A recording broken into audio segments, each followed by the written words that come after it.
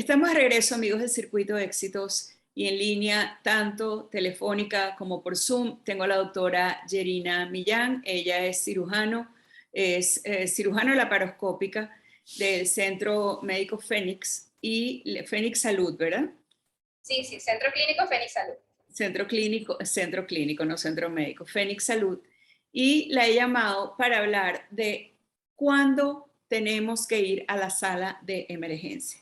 Porque como todos sabemos, estamos en una situación de pandemia y muchas veces hay síntomas que se pueden tratar en la casa y no salir corriendo para la sala de emergencia, en donde quizá lo mejor que le puede pasar a uno, que es lo peor, es agarrar COVID. Buenos días, Yerina, gracias por atendernos. Buenos días, gracias, agradecida por tu invitación al programa. A ver, ¿cuáles son los síntomas que deberían encender las alarmas de una persona que se siente mal de decir, ok, ahora sí tengo que ir a una sala de emergencia? A ver. Es básicamente, podemos tener varias situaciones en las que podemos, ¿ok?, tener una emergencia o tener algún síntoma que nos haga acudir a una sala de urgencia. Por ejemplo, podemos tener el dolor abdominal, dolor torácico, múltiples traumatismos, heridas, quemaduras. Unas pudieran ser tratadas en casa y otras muy bien puedan ser evaluadas por un médico de forma de inmediato. ¿Ok? ¿Cuándo diferenciar? Básicamente, por ejemplo, tenemos los traumatismos. Si hablamos de los traumatismos, tenemos que, si tenemos un aumento de volumen en una extremidad con dificultad para la marcha o que limite la movilidad de la extremidad, es un síntoma de que esa persona tiene que acudir al médico, tiene que evaluarse por un traumatólogo, realizarse una serie de estudios radiológicos que nos hagan evidenciar si efectivamente tenemos o no una fractura, por ejemplo, o compromiso de estructuras profundas. Otra de las cosas que podemos visualizar en un caso de emergencia es el dolor torácico, por ejemplo. Tenemos pacientes que pueden estar muy bien en casa presentando o de forma aguda presentan un dolor torácico que puede ser de origen cardíaco o de origen no cardíaco, que muy bien pudiera ser tratado en casa. Pero si es de origen cardíaco, ¿cómo sé yo que es de origen cardíaco? Si tengo un dolor en el pecho del lado izquierdo, que se pasa el dolor hacia el miembro superior izquierdo, viene acompañado de náuseas, malestar general y una sensación inminente de muerte, es un dolor que debe ser evaluado de forma inmediata, sobre todo si el paciente tiene comorbilidades asociadas como diabetes, hipertensión arterial o tuvo algún evento cerebrovascular previo que nos den una idea de que ese dolor pudiera ser de origen cardíaco y tiene que ser evaluado inmediatamente por el médico. Claro, lo que pasa es que, mira, es muy fácil decirlo, pero si tú tienes dolor en el pecho, aunque no tengas esas condiciones previas que tú has nombrado, es como cuando te encuentras una culebra. ¿Será venenosa? ¿No será venenosa? O sea, no, pega la carrera. Bueno, yo creo que en ese caso pega la carrera para la sala de emergencia, pero yo entiendo que ahora pegar la carrera para la sala de emergencia cuando tienes un dolor en el pecho y no se trata de un infarto o de una arritmia o de qué sé yo, cualquier condición en el corazón, de repente lo que puede hacer es agarrar COVID con la gente que está en la sala de emergencia, ¿no? Claro, claro. De hecho, si, ¿quién te va a definir básicamente si es de origen cardíaco o no? El médico. Por eso. Tiene que evaluarse de forma inmediata. Y básicamente el paciente tiene que guardar o tener calma para poder, lo voy a decir así, no aumentar, por ejemplo, si está hipertenso, no aumentar comorbilidades asociadas. Pero básicamente tiene que ir al médico en el caso del dolor torácico y saber si efectivamente es un dolor de origen cardíaco o es un dolor de origen no cardíaco. Claro, porque hay emergencias de emergencias y ahí es donde la gente tiene que aprender a distinguir cuál es la emergencia y cuál no.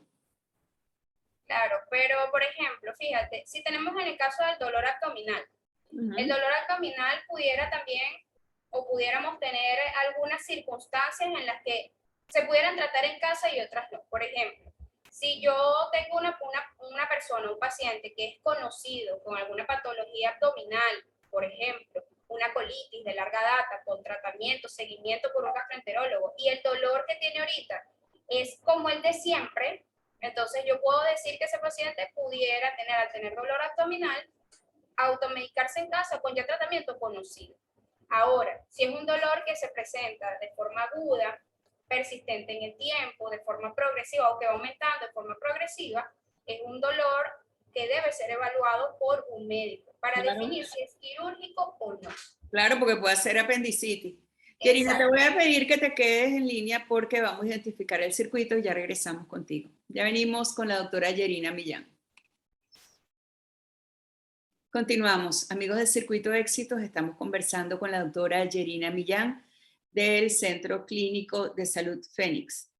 Estamos hablando de cuáles son los síntomas que deberían llevarnos a la emergencia de una clínica o de un hospital. Ok, ya hablamos de los cardíacos, no sé si quieres añadir algo a los estomacales, Yerina. Yerina, te perdí. La parte abdominal. Ajá. Ahora sí, ya te recuperé. A ver, de los estomacales, Yerina. Ok, fíjate, si el dolor abdominal viene asociado de náuseas, vómitos, coloración amarilla de la piel, evacuaciones con sangre, evacuaciones líquidas, vómitos con sangre, es una situación que debe ser evaluada de urgencia. Puede ser un abdomen agudo quirúrgico donde cada minuto es crucial y si el paciente acude de forma tardía, son momentos que se pierden, son minutos que se pierden y horas que se pierden en el diagnóstico precoz y por ende las consecuencias pueden ser graves. Claro. Pero es que hay mucha gente que va para la emergencia por nada. Yo no sé, yo no pensaba que había tanta gente hipocondríaca, pero sí la hay, de verdad que sí. Sí, sí, bastante. Pero en el caso del dolor abdominal, el dolor torácico son cosas que sí tienen de verdad que ser evaluadas por un médico, por un especialista. Otra de las cosas que podemos tener en casa son las heridas. Hay heridas superficiales, pequeñas, que pueden ser muy bien tratadas en casa. Pero hay heridas que si tienen sangrado activo o son heridas grandes, profundas, tiene que acudir al médico inmediatamente, porque no sabemos si hay compromiso de estructuras profundas como músculos, tendones, o simplemente inclusive lesiones vasculares, en los que los vasos sanguíneos, hay sección de los mismos y hay pérdida de sangre. Y eso es algo que se tiene que tratar de forma inmediata porque puede repercutir sobre la vida del paciente. Y también depende de con qué te cortes, ¿no? También depende con qué te cortes, ciertamente. Obviamente, en casa no vamos a tener nada estéril. La mayoría de las cosas van a estar contaminadas y eso es algo importante. Debes recibir vacuna, antibiótico, generalmente, ¿ok? Bueno, yo me acuerdo una vez que estábamos en Higuerote y había un barco medio hundido. O sea, tenía una parte afuera, eso estaba súper oxidado. Y yo tenía unas cholitas y yo pisé y un clavo se me metió por aquí y me salió por aquí. Bueno, primero que el dolor y además para sacarlo que tuve que levantar el pie, ¿no? Pero también el peligro del tétano, ¿no? Claro, exacto, por eso te digo, o sea, ahí también depende de con qué te cortes. Y ciertamente hay cosas que son bastante filosas, donde el corte es bastante preciso, pero hay otras donde no va a ser así, donde si tienes una superficie cortante que no es o que es irregular, puedes tener un corte obviamente irregular y eso va a ser pérdida de sustancia o pérdida de la piel, pérdida del músculo y la reparación de la misma no va a ser, o sea, no es algo que tú puedas tratar en casa, esa reparación de la piel y de las estructuras profundas debe ser realizada por un médico en una emergencia. Otra cosa yo pienso que son las fracturas, porque hay fracturas que no se reconocen de inmediato, o sea, que no es que te queda o el brazo guindando o el dedo guindando o la pierna. A ver.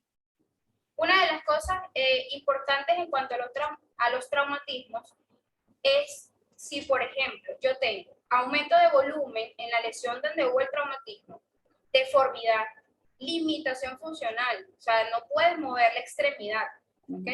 Esos son tres elementos importantes que tienes que evaluar y decir, no, aquí esto no está bien. Que si hay deformidad y tienes todos los otros dos elementos, puedes tener o estar en presencia de una fractura. Y es importante que se acuda al médico. Claro, por supuesto. Y una última pregunta, Yerina. ¿Cuál es la probabilidad de que tú agarres COVID en una sala de emergencia? Ok, es muy mínima. Fíjate, nosotros en el área de la emergencia, por lo menos en el caso del Centro Clínico Fénix Salud, tenemos las emergencias separadas. ¿ok? Tenemos una emergencia, una sala de emergencias donde tratamos pacientes con otro tipo de patología que no es COVID. Y tenemos pacientes, otra área donde atendemos pacientes sospechosos de COVID y los pacientes ya diagnosticados de COVID. Son áreas totalmente diferentes. En la sala de emergencia, sí, en la sala de emergencia general se le hace pruebas rápidas o pruebas para diagnóstico rápido a todos los pacientes que están en el área y los pacientes que deben ser tratados en el área. Por ende, si sale positivo, pasa a la otra área, por ejemplo. ¿Okay? Y antes de pasar esa emergencia, se es interrogado, se habla con el paciente, se le hace un triaje donde se evidencia si ciertamente tiene signos sospechosos de COVID, pasa a un área o pasa a la otra. Entiendo. Te agradezco muchísimo que nos hayas atendido en la mañana de hoy. Tuvimos a la doctora Yerina Millán, identificamos el circuito, ya venimos.